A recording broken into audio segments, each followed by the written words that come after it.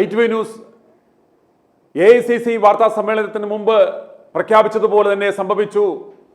അട്ടിമറിക്കപ്പെട്ടു. സംസ്ഥാനത്തിന്റെ മുഖ്യമന്ത്രിയായി VD സതീശനെ AICC നേതൃത്വം പ്രഖ്യാപിച്ചു. VD സതീശനെ മുഖ്യമന്ത്രിയായി പ്രഖ്യാപിച്ചില്ലെങ്കിൽ പാർട്ടിയെ പിളർത്തും, ഇടതുപക്ഷവുമായി ചേർന്ന് മന്ത്രിസഭ രൂപീകരിക്കും എന്ന തരത്തിലേക്ക് മുസ്ലിം ലീഗിനെ ഉപയോഗിച്ച് വിരട്ടി അവസാനം AICC നേതൃത്വം രാഹുൽ ഗാന്ധി അടക്കം ആ ഭീഷണിയിൽ വഴങ്ങി VD സതീശനെ മുഖ്യമന്ത്രിയായി പ്രഖ്യാപിച്ചു. ആ AICCയുടെ വാർത്താ സമ്മേളനമാണ് നമ്മളിപ്പോൾ കണ്ടത്. ഇത് പ്രഖ്യാപിക്കുന്നതിന് മുമ്പ് തന്നെ ITV ന്യൂസ് എക്സ്ക്ലൂസീവായി പറഞ്ഞിരുന്നു ഇത് തന്നെ സംഭവിക്കും, അട്ടിമറി സംഭവിച്ചു, VD സതീശനെ മുഖ്യമന്ത്രിയാക്കി പ്രഖ്യാപിക്കുമെന്ന് ഞങ്ങൾ പറഞ്ഞതുപോലെ തന്നെ ഇതാ സംഭവിച്ചു. AICC പത്രസമ്മേളനം കഴിഞ്ഞു, VD സതീശനെ മുഖ്യമന്ത്രിയായി പ്രഖ്യാപിച്ചു. नमस्कार साथियों, आज हमारे बीच में AICC कोषाध्यक्ष श्री अजय माकन जी, AICC महासचिव श्री मुकुल वासनिक जी और AICC महासचिव जो केरलम की जिम्मेदारी है दीपा दास मुंशी जी हैं. अभी श्रीमती दीपा दास मुंशी जी एक महत्वपूर्ण घोषणा करेंगी. दीपा जी. Namaskar.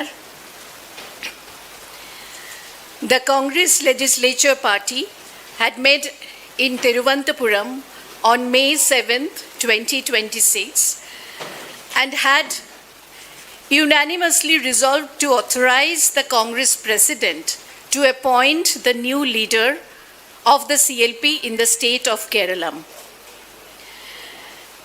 Accordingly, the Congress President has held extensive discussions with the chairperson of the Congress Parliamentary Party, leader of the opposition in the Lok Sabha, the AICC observers who had met with the newly elected MLAs on May 7th, 2026, and many other leaders from the state, including MPs, former PCC presidents, have also been consulted.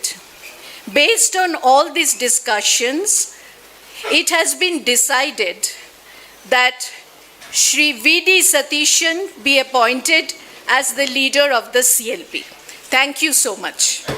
ഇപ്രകാരം ഒരു പ്രഖ്യാപനത്തിനായിരുന്നുവെങ്കിൽ എന്തിന് 10 ദിവസം ഇത്രയും കാര്യങ്ങൾ വഷളാക്കി വലിച്ചു നീട്ടിക്കൊണ്ടുപോയി?